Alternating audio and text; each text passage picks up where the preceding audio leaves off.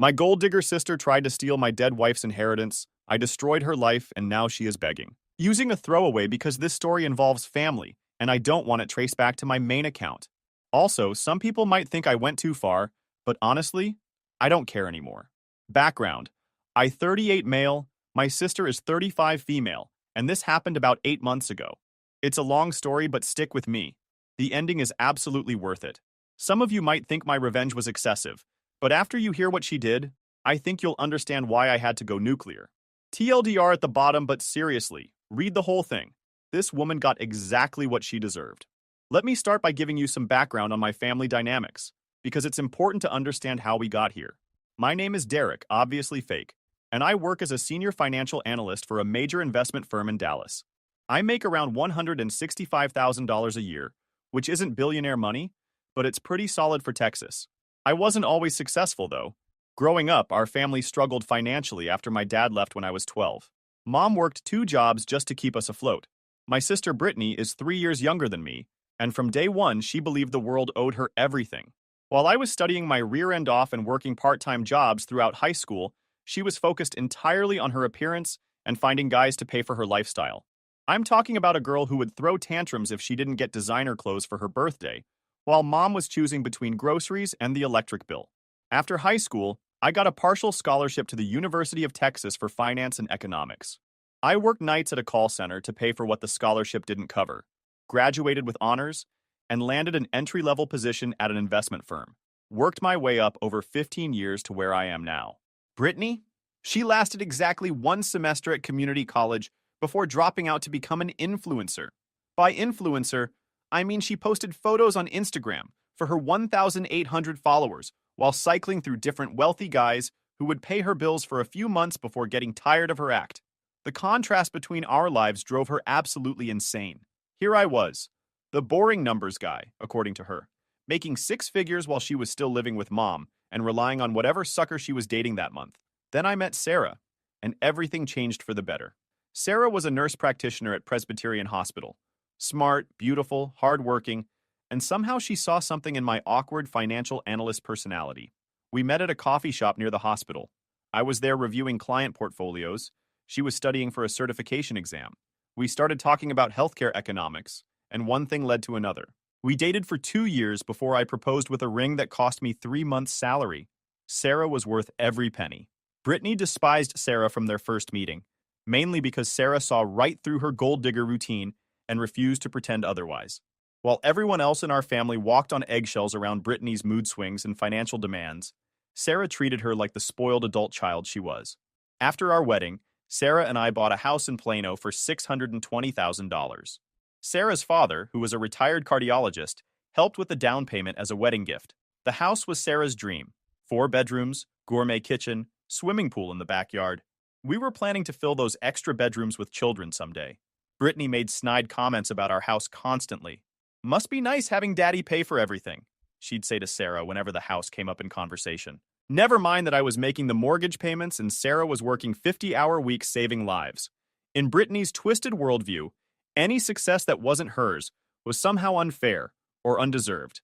The tension got so bad that Sarah and I started declining family events if we knew Brittany would be there. Our lives were simply more peaceful, without her constant drama and passive-aggressive comments about our privileged lifestyle.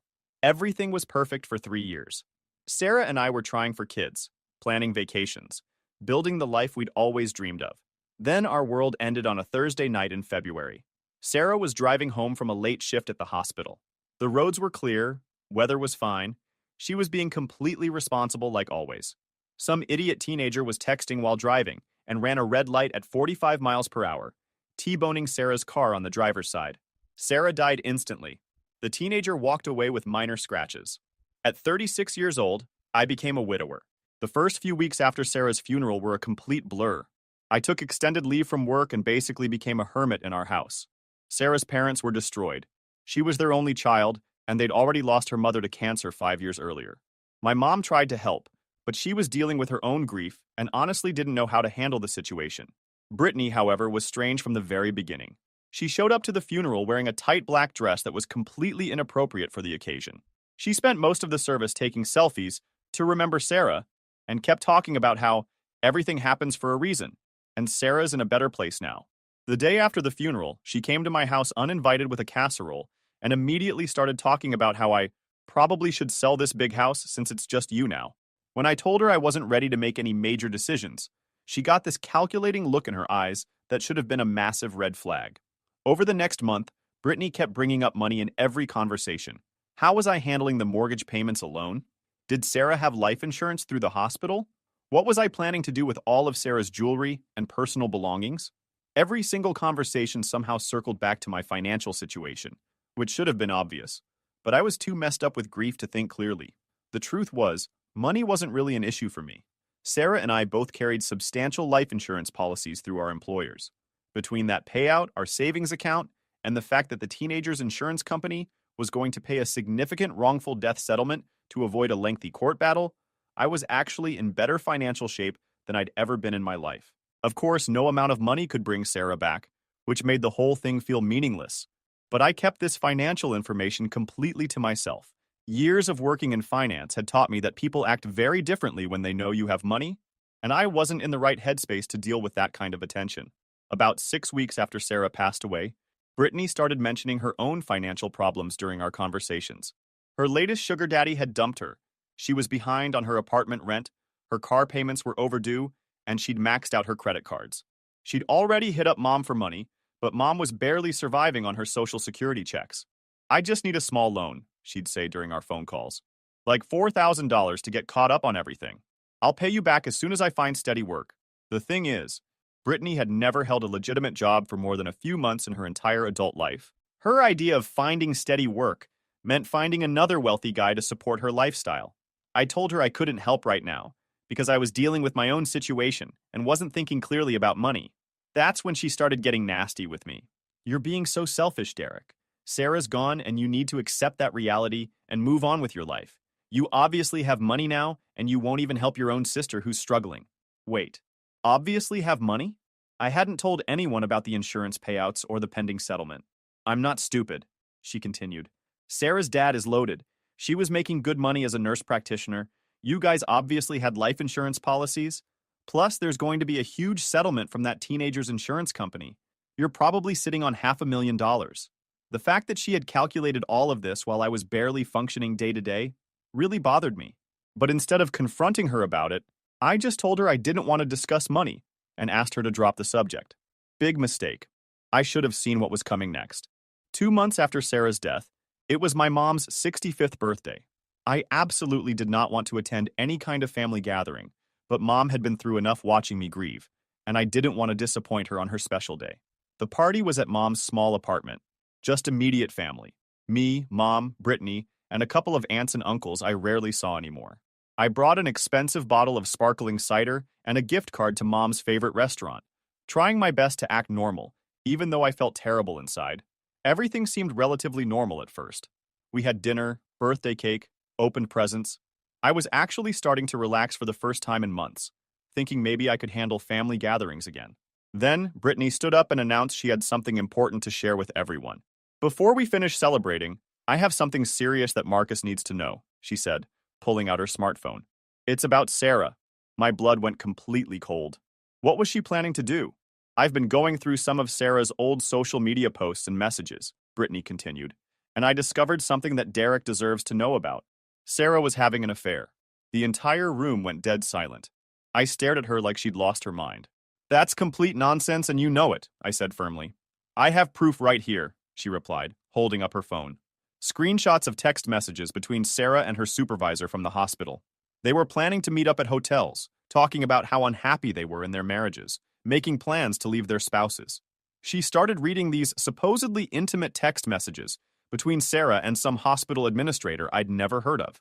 According to Brittany's evidence, Sarah had been cheating for months and was planning to divorce me to be with this other man. Everyone was staring at me, waiting for my reaction. My aunts looked shocked and horrified. My mom looked like she was about to cry.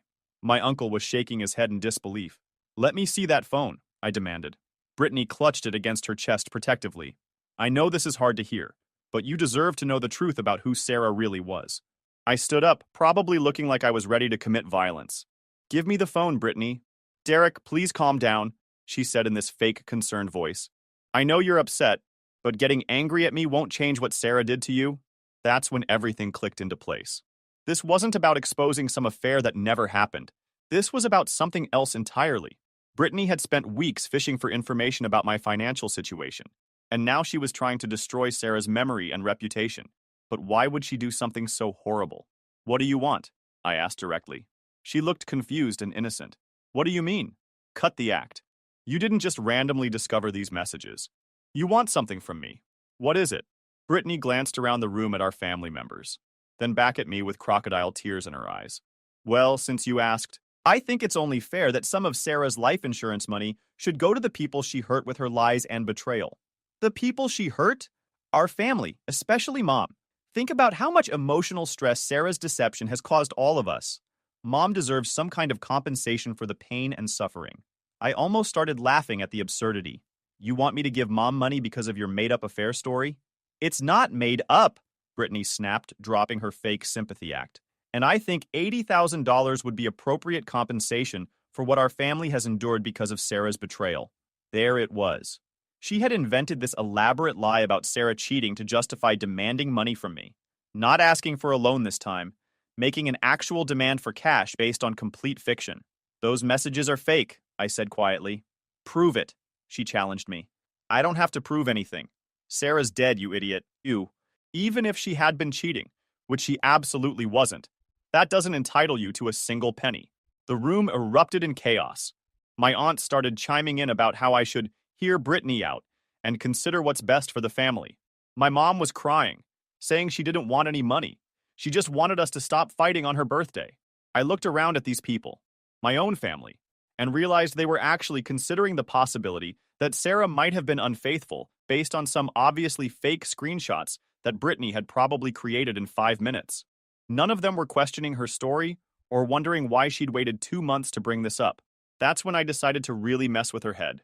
You know what, Brittany? You might be right about Sarah.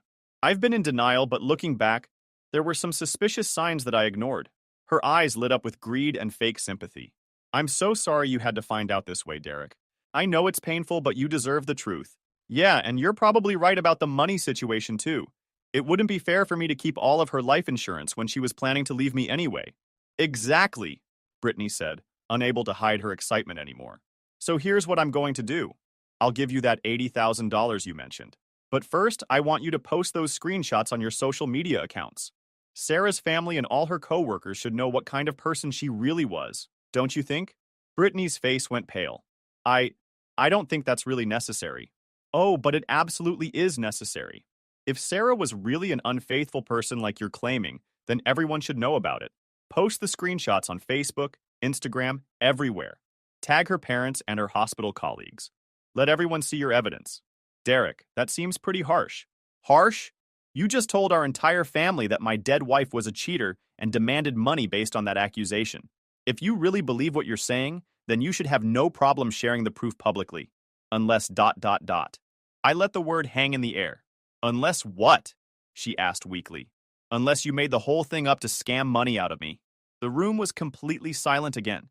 Everyone was looking at Brittany, waiting for her to agree to post the screenshots publicly. She was trapped and she knew it. Maybe we should just keep this private for Sarah's memory and her family. No, I said, standing up. I think I'll pass on the whole arrangement. Thanks for the birthday dinner, Mom. I'm going home now. I walked out, leaving Brittany stammering excuses about why she suddenly didn't want to share her evidence with the world. But I wasn't finished with her. Not even close. The drive home from Mom's birthday party was when I made the decision to completely destroy Brittany's life. Not just refuse her money, actually ruin her entire existence. She had tried to trash Sarah's memory for cash, and that was absolutely unforgivable. Here's the thing about working in finance. We're naturally paranoid, and we document everything meticulously. I'd been keeping records of Brittany's nonsense for years, mostly just to vent my frustrations to Sarah about whatever drama Brittany was causing that week. That night, I pulled out my laptop and started going through everything I had collected about my sister over the years. Text messages, emails, social media screenshots, financial records I'd helped her with in the past when she begged for budgeting advice. The picture that emerged was of someone who wasn't just entitled and manipulative, but genuinely unstable and potentially criminal. Some highlights from my Brittany documentation files: screenshots of her bragging on Instagram about getting rent money from different guys without even sleeping with them, text messages where she admitted to lying about birth control to try to trap a wealthy ex-boyfriend into marriage. It didn't work, and he paid for the termination. Records of her stealing money from mom's purse during Christmas visits over the past 3 years. Photos she'd posted then quickly deleted of herself wearing jewelry that mysteriously went missing from our aunt's house. Screenshots of her selling counterfeit designer purses on Facebook Marketplace. Evidence that she'd been claiming unemployment benefits while working under-the-table jobs at various establishments. But the real treasure trove was her recent activity. Remember how she'd been asking detailed questions about my financial situation? It turns out she'd been doing much more than just asking innocent questions.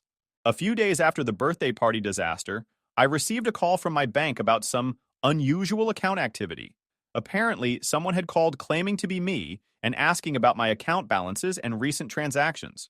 They didn't provide any information because the caller couldn't answer basic security questions, but the bank flagged it as suspicious and wanted to make me aware. The caller ID number they provided? Brittany's cell phone.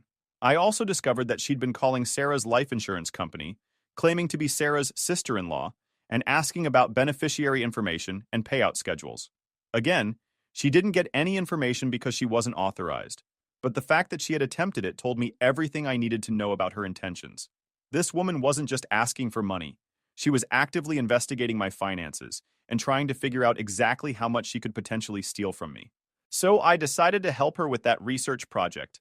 I spent the next evening creating a completely fake financial portfolio document showing that I was worth approximately $2.6 million between life insurance payouts, the wrongful death settlement, investment accounts, and property equity. I made it look like an official document from my financial advisor, complete with letterhead, account numbers, and professional formatting. Then I set up a meeting with Brittany to apologize for how I'd reacted at Mom's birthday party. A few days later, I called Brittany and asked if she wanted to meet for coffee. I used my most sincere, grieving widower voice and told her I'd been thinking about what she'd said at Mom's party and that maybe I had been too defensive and unreasonable. She agreed immediately, of course. She could smell money from a mile away. We met at a coffee shop near her apartment. She showed up wearing a brand new outfit that probably cost more than her monthly rent, clearly financed by whatever new sucker she'd found, and immediately launched into her fake sympathy routine. "I'm so glad you called, Derek. I've been really worried about you. I know the truth about Sarah is difficult to accept, but it's better that you know what really happened." I nodded along, playing my part perfectly. "You're absolutely right. I've been in denial about a lot of things. Sarah, money, family responsibilities. I need to start making better decisions." "That's so mature of you," she said, practically vibrating with anticipation. "Actually, I wanted to show you something. I met with my financial advisor yesterday to get my affairs organized and plan for the future." I pulled out the fake portfolio I'd created and slid it across the table. Brittany's eyes went wide as she scanned the numbers. "Holy cow, Derek! You're worth almost $3 million? "Keep your voice down," I said, glancing around nervously. "I don't want random people knowing about this." She was staring at the documents like they were made of pure gold. "I had no idea the settlement was going to be this substantial. Most of it is from the wrongful death payout. The teenager's insurance company is paying $1.7 million to avoid going to trial. Plus, Sarah's life insurance, my existing savings, the house equity, my 401k. "This is incredible," she whispered. "You could do absolutely anything. Travel the world, buy a mansion, invest in businesses, whatever you want." "Yeah, but I've been thinking about what you said at Mom's party. About family obligations. About how Sarah's betrayal affected everyone. Maybe I should be sharing some of this wealth." Brittany tried to play it cool, but I could see the greed practically radiating from her eyes. "I mean, I wasn't trying to pressure you or anything, but it would be wonderful if Mom could retire comfortably, you know?" "Absolutely. I was thinking about giving her around $150,000. And maybe something for you too, since you were brave enough to tell me the truth about Sarah when everyone else was protecting me from it." "Really?" She was practically drooling at this point. "Sure. Maybe $120,000? I know you've been struggling financially, and family should help family when they can." Brittany's mask completely slipped away. She wasn't even pretending to be sympathetic anymore, just calculating how she was going to spend her windfall. "That would completely change my life, Derek. I could pay off all my debts, get a reliable car, maybe put a down payment on a nice condo." "Yeah, well, you deserve it for looking out for me," I said. "There's just one small thing I need from you first." "Anything," she said immediately. "I need you to help me go through Sarah's personal belongings. There might be some things I need to find. documents. Maybe some additional evidence of the affair. I want to make sure I have everything organized before I finalize all the insurance claims. Of course. When do you want to do this? This weekend? You could come over Saturday morning and we'll go through her closet, her desk, all her personal stuff.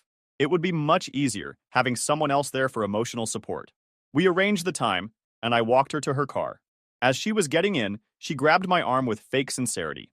Derek, I just want you to know how proud I am of you for handling this so maturely. Sarah didn't deserve someone as good as you.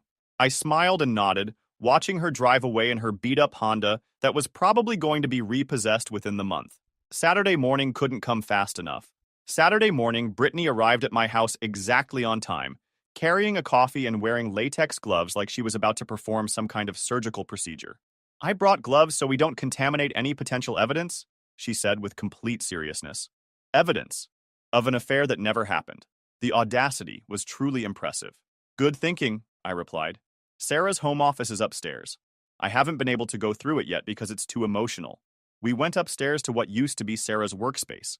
She would do paperwork there, study for medical certifications, video call with her nursing school friends. I'd barely entered the room since she died, because it still smelled like her perfume, and had all her personal items exactly where she'd left them. Where should we start looking? Brittany asked, eyeing Sarah's desk like it might contain buried treasure. Maybe her computer? She might have saved messages or emails there that would give us more information. Brittany practically lunged for the laptop. Do you know her password? Yeah, she used our wedding anniversary date for everything.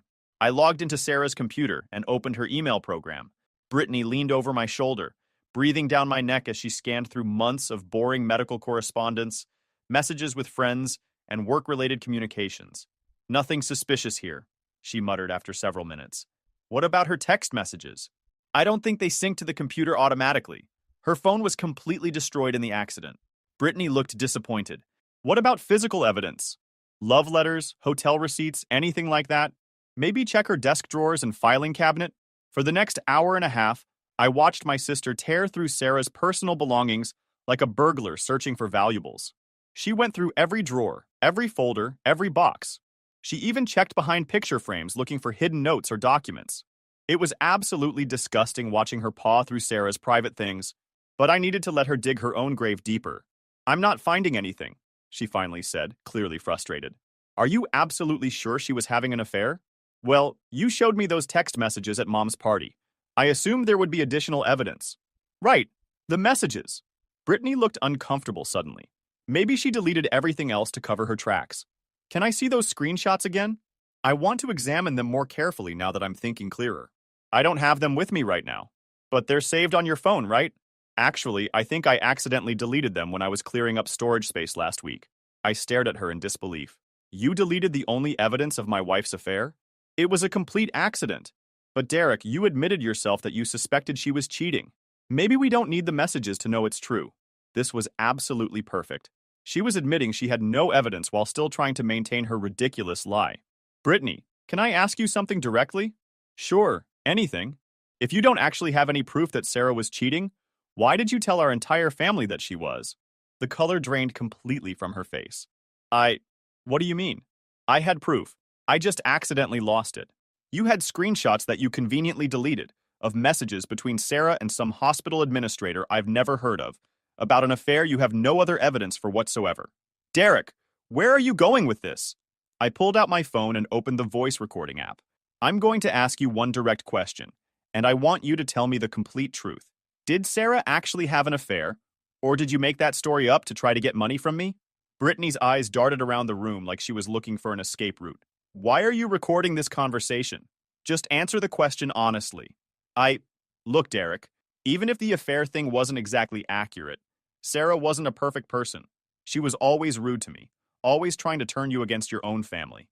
Maybe she deserved to have her reputation questioned a little bit. So you admit you made the whole thing up? I didn't make anything up. I just interpreted some situations differently than you might have. What situations? What exactly did you interpret? She was completely backed into a corner and she knew it. Fine. Maybe there wasn't actually an affair. But that doesn't change the fact that you have all this money now and I'm struggling to survive. Family should help family. There it is, I said, stopping the recording. You slandered my dead wife to try to guilt me into giving you money. Derek, please, you don't understand how desperate my situation is. I'm about to lose my apartment, my car, everything. I just need help. You need help? Let me help you understand something important. I pulled out another folder I'd prepared earlier. This one containing all the evidence I'd compiled of her various scams and fraudulent activities over the years. This is a comprehensive record of every lie you've told, every person you've stolen from, every scam you've attempted to run, including your recent attempts to access my bank accounts and call Sarah's insurance company pretending to be family. Her face went completely white. How did you... I work in finance, Brittany. I know how to track financial records and digital footprints. Did you really think you could call my bank from your own phone number and they wouldn't keep a record of it? I can explain that. Explain what? How you've been researching my finances for months? How you made up a story about Sarah cheating to justify stealing from me? How you've been planning this entire scam since the day she died? Brittany started crying. Not the manipulative tears she usually used to get out of trouble, but genuine panic tears. Please, Derek, I'm sorry. I was desperate, and I didn't know what else to do. I didn't mean to hurt anyone. You didn't mean to hurt anyone? You tried to destroy the memory of my dead wife for money. I'll make it right, I promise. I'll tell everyone I was wrong about Sarah. I'll apologize to the whole family. Oh, you're going to do much more than that. Here's exactly what's going to happen, I told Brittany, as she sat crying in Sarah's office chair. You're going to face real consequences for your actions. Serious, life-changing consequences. What do you mean? She asked through her tears. I pulled out copies of everything I'd compiled. Bank records showing her fraudulent unemployment claims, evidence of her stealing from family members, screenshots of her various online scams, and documentation of her attempts to access my financial information illegally. First, I'm sending all of this information to the state unemployment office. You've been collecting benefits while working cash jobs for over a year. That's fraud, and they take it very seriously. Derek, no, please don't. Second, I'm filing police reports for identity theft and attempted fraud based on your calls to my bank and Sarah's insurance company. I never actually stole your identity. You impersonated me to try to access my financial information. That's a felony offense. Brittany was hyperventilating at this point. You can't do this to me. I'm your sister. My sister? My sister wouldn't have tried to destroy my dead wife's reputation for money. I continued laying out her punishment systematically. Third, I'm sending evidence of your theft from Mom and our aunt to them, along with documentation of everything you've stolen over the years. They'll never believe you over me. Really? Because I have security camera footage from Mom's apartment building showing you going through her purse during our Christmas visit, and our aunt has been wondering about her missing jewelry for months. The reality of her situation was finally sinking in completely. What do you want from me? I want you to understand that actions have consequences. For too long, our family has been enabling your behavior, making excuses for you, bailing you out every time you mess up. That ends today. But I'll go to jail. Maybe you should have thought about that before you decided to commit multiple felonies. Brittany literally got down on her knees begging, "Please, Derek, I'll do anything you want. I'll pay you back somehow. I'll never ask for money again. I'll leave town. Whatever you want me to do. It's too late for bargaining now." No, it's not. Please, I have nowhere else to go. Mom can't afford to help me anymore. I don't have any real friends, no boyfriend. If you do this, I'll have absolutely nothing. You already have nothing. You just didn't realize it yet. I started walking toward the door. Oh, and Brittany? That financial portfolio I showed you? Completely fake. I'm not worth anywhere near $3 million. Her face went from desperation to pure rage. You lying piece of garbage! You set me up! Yeah, I did. And you fell for it. Because you're a greedy, stupid person who thought you could steal from your grieving brother. I'll tell everyone what you did. I'll tell them you made up those financial documents. Go ahead. Tell them I tricked you into admitting you made up a story about Sarah cheating. Tell them I caught you trying to steal from me. See how much sympathy you get. I left her crying in Sarah's office and went downstairs to wait for the police to arrive. I'd called them before she came over that morning, telling them I had evidence of someone attempting to commit fraud against me. 20 minutes later, 2 officers showed up at my door. I gave them copies of everything. The bank records, the unemployment fraud evidence, recordings of Brittany's confession, documentation of her attempts to access my financial accounts illegally. This is pretty comprehensive evidence, one of the officers said after reviewing everything. How long has this fraudulent activity been going on? Years for the small stuff, but the financial crimes started right after my wife died. They went upstairs and found Brittany still sitting in Sarah's office, staring at the wall like she was in complete shock. Ma'am, we need to ask you some questions about attempted fraud and identity theft. Watching them escort her out of my house in handcuffs was the most satisfying moment I'd experienced since Sarah died. But I wasn't finished destroying her life yet. Over the next week, I systematically dismantled what remained of Brittany's existence. The unemployment fraud investigation moved incredibly fast. They suspended her benefits immediately and started proceedings to recover the money she'd fraudulently collected over the past year. The state doesn't mess around with benefit fraud. I sent comprehensive evidence of her various thefts to every family member she'd victimized. Mom was devastated, but finally admitted she'd been enabling Brittany's behavior for decades. Our aunt decided to press charges for the stolen jewelry. I also contacted every guy Brittany had scammed over the years. And there were quite a few of them. I found their contact information through her social media accounts and sent them detailed evidence of her lies and manipulations. Several of them decided to pursue legal action for fraud. The best part? I created a public Facebook page dedicated to exposing scammers in our area. I posted her name, photo, and complete criminal history, all easily searchable on Google. Good luck finding new victims when a simple internet search shows exactly what kind of person you really are. Within 2 weeks, Brittany was facing multiple criminal charges, had no income source, no boyfriend, and was about to be evicted from her apartment. She started calling me constantly, begging for help. Please, Derek, I'm sorry about everything. I'll never do anything like this again. I just need a place to stay until I figure out my next move. Figure out what? How to be a decent human being? That opportunity sailed a long time ago. I'm your sister. No, you're a criminal who tried to steal from me while I was grieving my wife. We're not family anymore. The phone calls got increasingly desperate as her situation deteriorated. When she was finally evicted from her apartment, she started showing up at my house, camping out on my doorstep, crying and begging for help. I have nowhere else to go, Derek. I'll freeze out here. Should have thought about that before you tried to destroy Sarah's memory for money. I was wrong. I admitted I was wrong. What more do you want from me? I want you to face the consequences of your actions without trying to manipulate your way out of them. Eventually, Mom took her in temporarily, but even that didn't last long. Brittany tried to steal money from Mom's Social Security check to buy drugs she'd started using to cope with her situation, and Mom finally kicked her out permanently. Last I heard, she was living in her car in a shopping center parking lot, facing multiple court dates, and working at a gas station for minimum wage. Her mugshot from the unemployment fraud arrest appeared in the local newspaper's crime section. The ironic thing is, if she had just asked for help like a normal person instead of trying to scam me, I probably would have given her some money. Not $120,000, but enough to help her get back on her feet temporarily. I'm not completely heartless, but she chose to attack Sarah's memory, and that was absolutely unforgivable. 6 months later, I received a letter from her in county jail. She'd been sentenced to 16 months for the unemployment fraud.